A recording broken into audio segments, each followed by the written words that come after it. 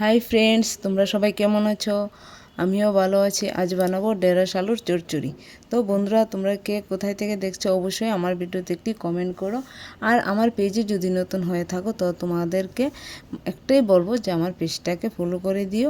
আর যদি আমার ভিডিওগুলো ভালো লাগে তাহলে একটি লাইক করে দিও। তো ঢেঁড়স আলুর চচ্চড়ি বানানোর জন্য প্রথমে আমি ঢেঁড়সটিকে ধুয়ে টুকরো করে কেটে নিয়েছি। তারপর আমি দুটো আলুকেও কেটে টুকরো করে ধুয়ে এখন লবণ হলুদ দিয়ে লাল করে ভেজে নেব। তো লাল করে ভাজা হয়ে গেছে বন্ধুরা। এখন আমি একটা বাটির মধ্যে নামিয়ে নিয়ে ফোড়নের জন্য কড়াইয়ের মধ্যে সর্ষের তেল ছিল, সেই তেলের মধ্যে আমি দিয়ে দিয়েছি 5 ফোড়ন, কুচি করে রাখা পেঁয়াজ, দিয়ে দিয়েছি কাঁচা লঙ্কা গোটা, তারপর দিয়ে দিয়েছি কাশ্মীরি লঙ্কা গুঁড়ো দিয়ে ভালো করে কষিয়ে বেটে রাখা সেই সর্ষে আমি তেলের মধ্যে মশলার সাথে ভালো করে আবারও কষিয়ে নিয়েছি।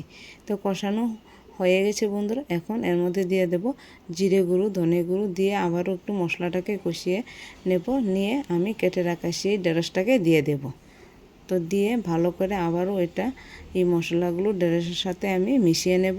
তো মিশিয়ে বন্ধুরা গ্যাসের ফ্লেমটা একটু কমিয়ে রান্নাটা করতে হবে। তো মেশানো হয়ে গেলে এখন আমি ঢাকা দিয়ে দেব। তো ঢাকা সরিয়ে দেখুন বন্ধুরা, আমার ঢেঁড়সটা হালকা করে সিদ্ধ হয়ে গেছে। এখন আবারও আমি নাড়াচাড়া দিয়ে এখন আগে থেকে ভেজে রাখা সেই আলুটা আমি দিয়ে দেব। দিয়ে ভালো করে আবারও নাড়াচাড়া দিয়ে এখন আমি ঢাকা দিয়ে দেব।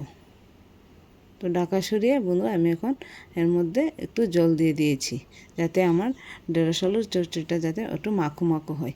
তো ঢাকা সরিয়ে দেখুন আমার ঢেঁড়স আলুর চচ্চড়িটা হয়ে গেছে। এখন এর উপরে দিয়ে দেব স্বাদ মতো চিনি। তো বন্ধুরা, তোমরা যদি চিনি খেতে চাও তাহলে চিনি দিবে, আর যদি না ভালো পাও তাহলে চিনিটা তোমরা স্কিপ করতে পারো। তো আজকে আমার রান্না হয়ে গেল ঢেঁড়স আলুর চচ্চড়ি। তো বন্ধুরা, অবশ্যই তোমরা বাড়িতে একবার ট্রাই করো। আর দুপুরবেলা গরম ভাতের সাথে খেতে তো ভীষণই ভালো লাগে। তো আমি এখন একটু আমার মেয়েকে খাওয়াবো। তো দেখুন আমার মেয়ে এখন খেতে বসে গেছে। ও খেয়ে দেখবে কীরকম হয়েছে। খুব টেস্ট হয়েছে। আপনারা বাড়িতে রান্না করে খাবেন আর ভিডিওতে একটি লাইক করবেন।